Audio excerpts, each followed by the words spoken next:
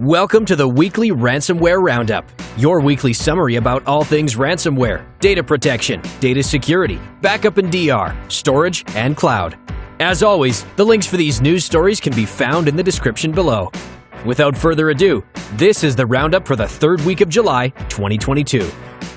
The German multinational building and construction material producer Knauf has been the target of a cyber attack that has disrupted its business operations and forced its global IT team to shut down all IT systems to isolate the incident.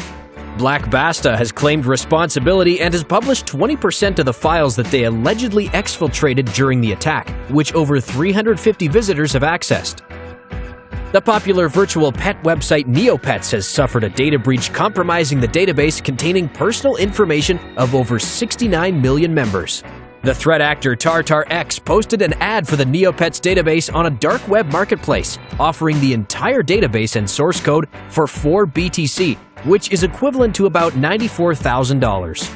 The data includes sensitive personal information like date of birth, country of residence, IPs, gender, names, and emails.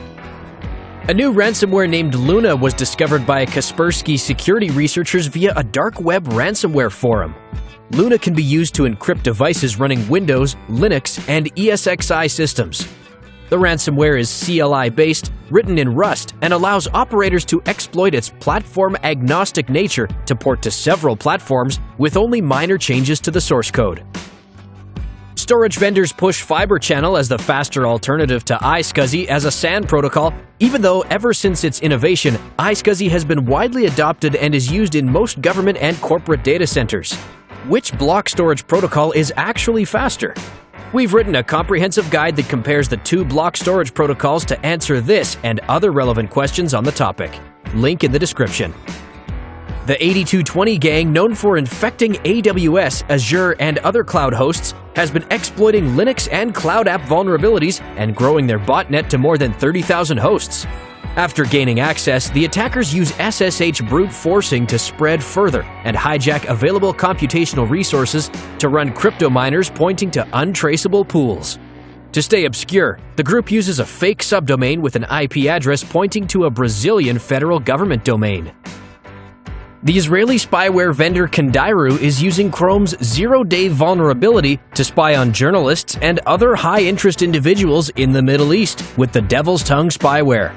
The vulnerability is a memory corruption in the WebRTC component of Chrome that leads to shellcode execution. Threat actors also use XXS or cross-site scripting attacks to reroute valid targets to the exploit server. According to an Avast report, compromised data included the victim's language, time zone, screen information, device type, browser plugins, referrer, device memory, and cookie functionality. Lastly, the promo of the week.